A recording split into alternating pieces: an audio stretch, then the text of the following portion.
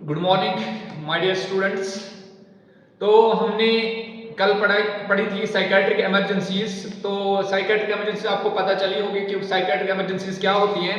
तो उसमें हमने कॉमन साइकेट्रिक इमरजेंसी जो ऑकर होती हैं साइकेट्रिक वार्ड में, तो फर्स्ट वन हमने डिस्कस की थी सुसाइड। तो अब जो सेकंड साइकेट्रिक इमरजेंसी है दैट इज द एग्रेसिव और वायलेंट बिहेवियर। एग्रेशन और या एग्रेसिव और वायलेंट बिहेवियर। इस एग्रेशन और वायलेंट बिहेवियर में क्या होता है कि ये जो पेशेंट होता है ये एग्रेशन शो करता है। इसमें पेशेंट एग्रेसिव हो जाता है और पेशेंट वायलेंट हो जाता है और इसमें कुछ चीजें पाई जाती हैं इस एग्रेसिव पेशेंट में। दैट पेशेंट जो होता है ये इरेशनल होता है, ये पेशेंट अनकोऑपरेटिव होता है और इसमें डिल्यूजन्स पाए जाते हैं।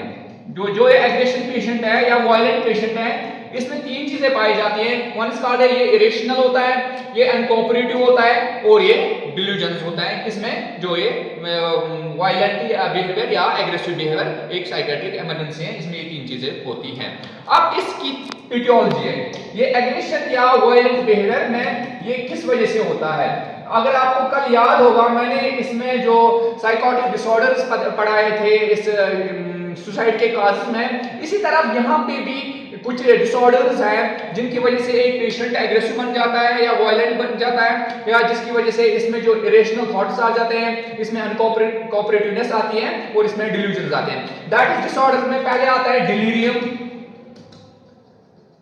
डिलीरियम आता है, इसमें डिमेंशिया आता है जो इटियोलॉजी में आएगा। डिलीरियम, डिमेंशिया, इसमें वर्निकीज कोरस्कोपस साइकोसिस। आपने ये नाम सुना होगा कि जो वर्निकीज कोरस्कोपस साइकोसिस हैं ये आप जब ये एक अल्कोहलिक जो एक पेशेंट अल्कोहलिक होता है उसमें ये चीजें पाई जाती हैं। ये किस वजह से होता है ये वर्निकीज कोरस्कोपस साइकोसिस? It is due to the deficiency of vitamin B1, that is thiamine. अब जिस पेशेंट को थायमिन डेफिशिएंसी भी होगी तो उसको क्या होता है वो वर्निकीज कोरस्कोपस साइकोसिस हो जाती हैं, जो किस वजह से होती है डेफिशिएंसी ऑफ विटामिन B1। तो इस वजह से भी जिसको भी विटामिन B1 पेशेंट को डेफिशिएंसी पाई जाएगी तो उस पेशेंट में क्या होगा वो वायलेंट और एग्रेसिव बन जाएगा। उसके बाद है अनदर काज, जिस पेशेंट को मेनिया होगा, mania patient will also have violent और एग्रेसिव बिहेवियर। और उसके बाद एक और डिसऑर्डर है जो मैंने लास्ट लेक्चर में पढ़ाया था, that is called as the schizophrenia. क्योंकि ये शिज़ोफ्रेनिया है it is also the cause, क्योंकि शिज़ोफ्रेनिया में पेशेंट इसकी भी थॉट डिस्टर्ब होती है, इमोशनल डिस्टर्बेंस होती है। वो this is the etiology of the patient with aggressive और वायलेंट बिहेवियर। तो ये चीजें जिस पेशेंट में पाई जाएंगी तो वो patient will go for the aggression और या वायलेंट बिहेवियर। तो अब इस जो वायलेंट बिहेवियर है जो साइकियाट्रिक इमरजेंसी या एग्रेसिव बिहेवियर है इसका मैनेजमेंट क्या है? इसका मैनेजमेंट जो पहली बात करेंगे मैनेजमेंट हम how you manage this disorder, how you manage this psychiatric emergency. First of all you have to remove the chains. जो चेन्स पेशेंट्स में होंगे, अगर पेशेंट बहुत ज्यादा वायलेंट होगा, हम क्योंकि हम रेस्ट्रेन करते हैं, कोई पेशेंट को रेस्ट्रेन करते हैं, तो first of all you have to remove that chains. उसके बाद you have to talk with the patient.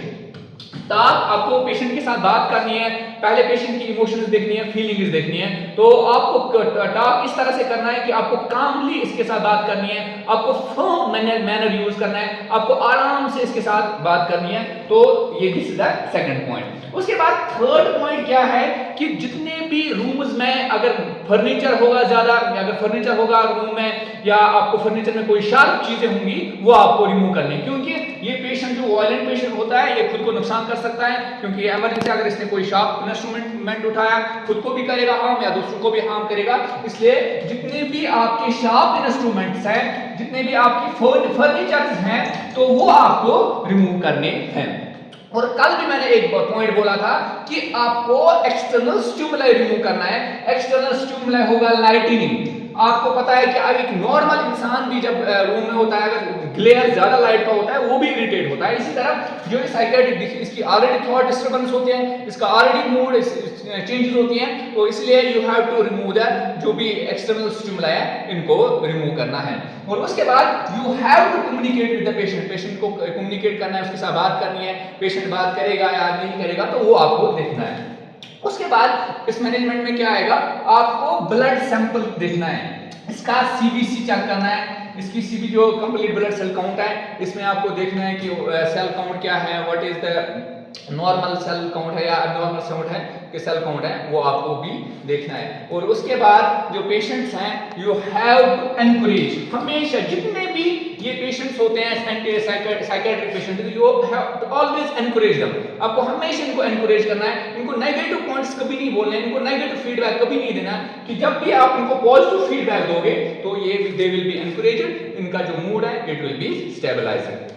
तो एंड लास्ट वन इज, अगर पेशेंट को कोई भी एंटीसाइकोटिक्स प्रिस्क्राइब किए गए होंगे डॉक्टर ने, तो you have to give them the antipsychotic. वो this is the management of the patient with violent behaviour. तो ये चीजें फर्स्ट आपको चेंज रिमूव करनी है, पेशेंट के साथ बात करनी है, पेशेंट का बिहेवियर देखना है, पेशेंट की स्पेसिमेन लेने हैं, उनको सीबीसी या ऑल दैट टेस्ट जो भी होंगे वो उनको करने हैं। उसके बाद आपको जो शॉप इंस्ट्रूमेंट्स हैं रूम में या कोई भी, तो वो रिमूव करने हैं, एक्सटर्नल स्टिमुलाई आपको रिमूव करना है। और उसके बाद अगर साइकोटिक्स हैं तो उसको प्रिस्क्राइब किए गए हैं तो वो आपको देने हैं। तो this is the management for the patient with violent behaviour. This is the second psychiatric emergency. Now we will discuss the third psychiatric emergency, this psychiatric emergency, that is the delirium tremens.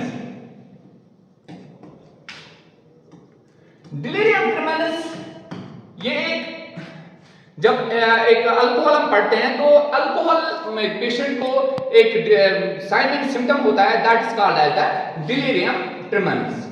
इस delirium ट्रेमेंस में क्या होता है, जो ये patient with delirium ट्रेमेंस होता है, इसको ये वो कंडीशन है जब एक patient psychiatric second third psychiatric emergency है।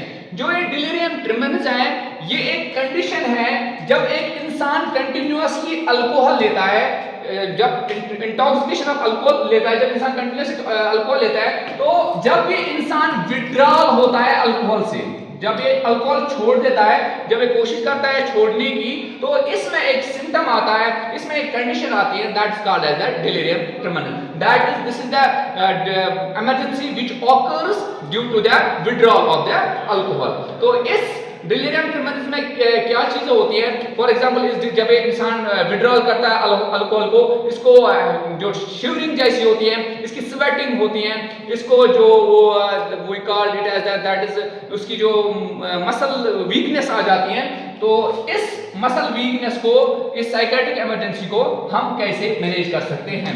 अब इसका जो आपको इटियोलॉजी पता ही है, क्योंकि etiology is that is the patient जो अल्कोहल लेता होगा तो उसका विड्रॉ के बाद इसको ये साइकेट्रिक इमरजेंसी हो सकती है।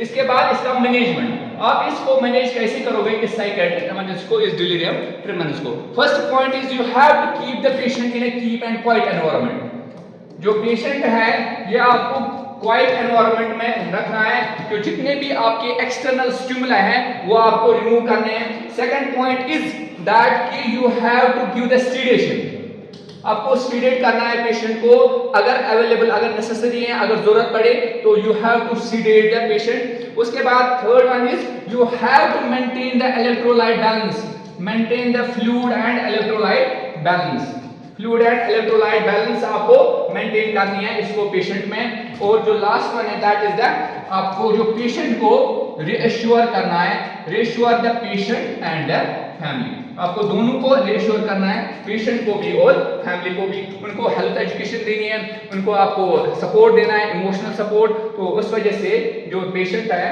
It will get stabilised. तो these are the two psychiatric emergencies today we will discuss. That is first one is was the that is called as the violent or aggressive behavior and second one is the delirium tremens। तो आज के लिए इतना ही है, तो जो other psychiatric emergency है वो हम कल पढ़ेंगे। Thank you so much.